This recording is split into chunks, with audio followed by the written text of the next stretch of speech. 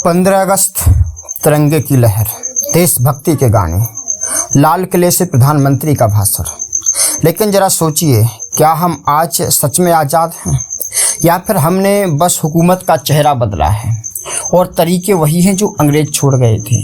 आज तर्क भारत पर हम सिर्फ जश्न नहीं मनाएंगे, हम इतिहास की धूल झाड़ेंगे और वो सच सामने रखेंगे जो किताबों में आधा ही रखा गया है, ताकि आप समझ सकें आज़ादी सिर्फ 1947 में नहीं मिली थी और शायद पूरी आज़ादी आज भी नहीं मिली है। 14 अगस्त 1947 दिल्ली, रात का समय, आसमान में हल्की बारिश और उमस, सड़कें गलियों और पैदल चलने वालों में भरी हुई। लोग एक दूसरे से गले मिल रहे थे, जय हिंद के नारे लगा रहे थे। लेकिन उसी समय पंजाब और बंगाल की सीमा पर हजारों लोग जान बचाने के लिए अपने घर छोड़कर भाग रहे थे। किसी के हाथ में बस एक गठरी, किसी की गोद में बच्चा और किसी के पास सिर्फ अपने मरे हुए रिश्तेदार की यादें। तो दिल्ली में संविधान सभा में पंडित जवाहरलाल नेहरू ने वो मशहूर भाषण दिया, at the stroke of the midnight hours when the world sleeps India will awake to life and freedom. लेकिन ये फ्रीडम आधी रात के एक चिराग की तरह थी जो जलते ही खून के रंग में भीग गई। इतिहासकार बताते हैं कि विभाजन की हिंसा में 10 से 15 लाख लोग मारे गए और 1.5 करोड़ से ज़्यादा लोग विस्थापित हुए। ये दुनिया का सबसे बड़ा मानव पलायन था और ये सब हुआ हमारी आज़ादी की पहली सांस के साथ है। हम आज इसे इंडिपेंडेंस डे कहते हैं, लेकिन ब्रिटिश संसद ने इसे इंडियन इंडिपेंडेंस एक्ट 1947 के नाम से पारित किया था। असल में आज़ादी और विभाजन का एक पैकेज था जिसमें सत्ता हस्तांतरण के साथ हमें दर्द का ऐसा बारिश बनाया गया जो पीढ़ियों तक चुभेगा। ब्रिटिश जानते हैं कि जाते जाते एक ऐसा जख्म देना है जो हमें हमेशा अंदर से कमजोर रखे, और वो जख्म था भारत का विभाजन।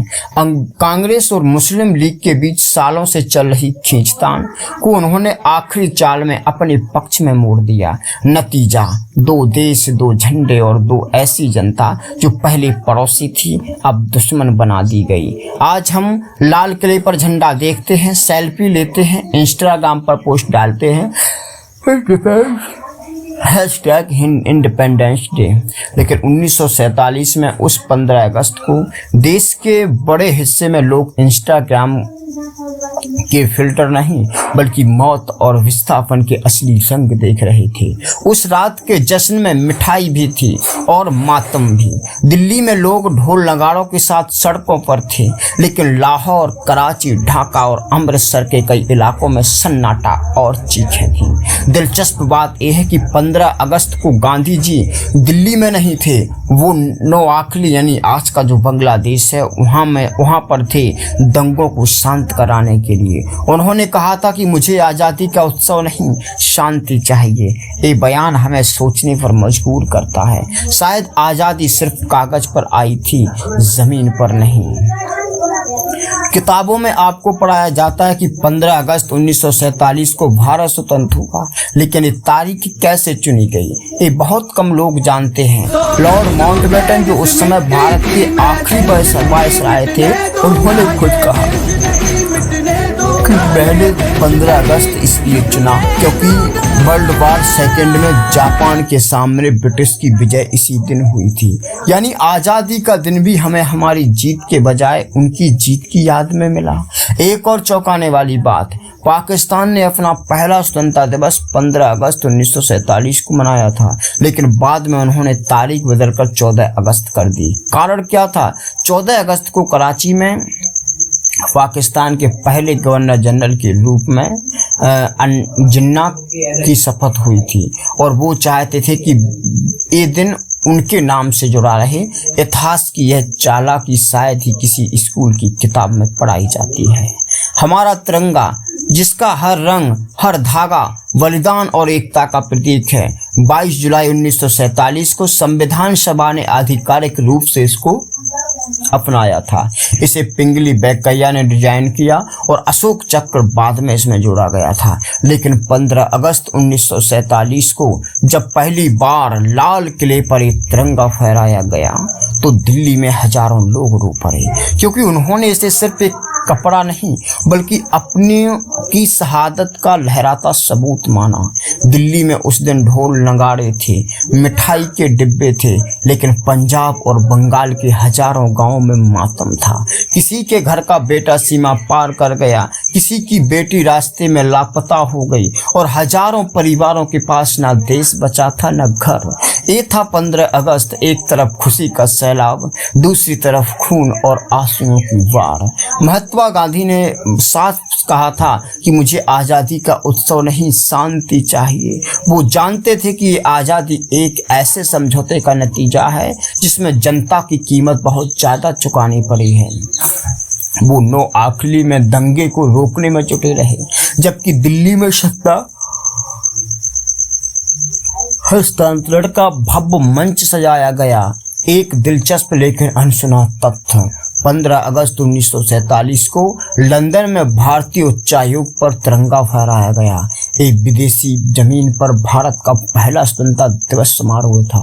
उस समय लंदन में रह रहे भारतीय छात्र और नेता सड़कों पर नाचते गाते निकले थे, जिनमें कई ने ब्रिटिश पुलिस से झड़प भी की, क्योंकि आज़ादी का जोश उनकी नसों में दौड़ रहा था। आधी रात को ऑल इंडिया रेडियो में पंडित नेहरू का भाषण पूरे देश में प्रसारित हुआ, लेकिन भारत के करोड़ों गांव इस आवाज से अछूते रहे, क्योंकि उनके पास ना बिजली थी ना रेडियो।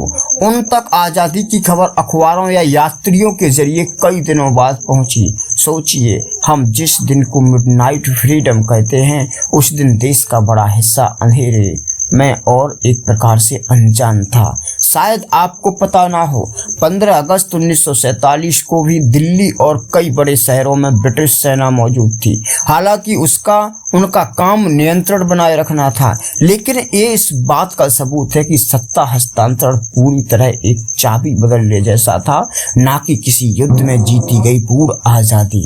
इतिहास के पन्नों में आंकड़े ठंडे होते हैं, लेकिन सोचिए, 1.5 करोड़ लोग जब एक साथ विस्थापित हुए तो इसका मतलब था लाशों से भरे ट्रेन के डिब्बे, हजारों बच्चे जो अपने माता पिता से बिछड़ गए, और औरतें जो हिंसा और अत्याचार का सबसे बड़ा शिकार बनी।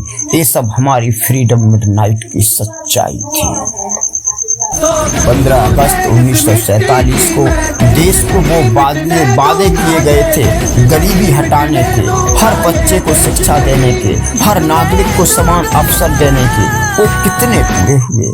75 साल से ज़्यादा बीत चुके हैं। हमें 79वां स्वतंत्रता दिवस मनाने जा रहे हैं 2025 में, लेकिन आज भी गाँव में किसान कर्ज के बोझ से आत्महत्या कर रहे हैं। शहरों में लाखों युवा डिग्री हाथ में लिए बेरोजगार घूम रहे हैं, और आम आदमी महंगाई और भ्रष्टाचार की आग में झुलस रहा है।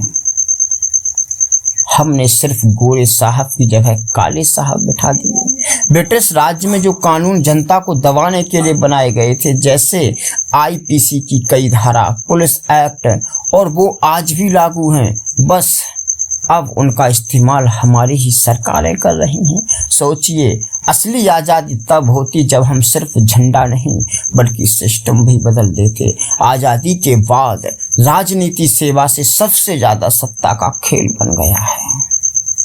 जनता हर 5 साल में वोट देती है, लेकिन वही नेता जनता के बीच सिर्फ चुनाव के समय आते हैं। बिहार से लेकर महाराष्ट्र तक चुनाव जीतने के लिए जाति, धर्म और नफरत का इस्तेमाल किया जाता है। यानी हमें बांटने की नीति जो अंग्रेजों ने शुरू की थी, आज भी जारी है। हमारी जीडीपी ब्रिटिश राज्य में दुनिया में सबसे नीचे थी, आज बेहतर हुई है, लेकिन अमीरी गरीबी का फासला और बढ़ गया है। जीडीपी बढ़ने से क्या होता है साहब? आज हमारी करोड़ों लोग आज भी दरबदर खाक छानते फिर रहे हैं। देश के 5% अमीरों के पास 60% से ज़्यादा संपत्ति है, और करोड़ों लोग 2 वक्त की रोटी के लिए संघर्ष कर रहे हैं। ये है हमारी आर्थिक स्वतंत्रता का सच। आज भी लाखों बच्चे स्कूल नहीं जाते, और जो जाते हैं वो भी कई बार ऐसी शिक्षा पाते हैं जो नौकरी के काबिल नहीं बनाती। ब्रिटिश ने जो क्लर्क बनाने वाली शिक्षा पद्धति छोड़ी थी, हमने उसमें बस नाम बदल दिया। सोचने और सवाल करने की ताकत आज भी सीमित है।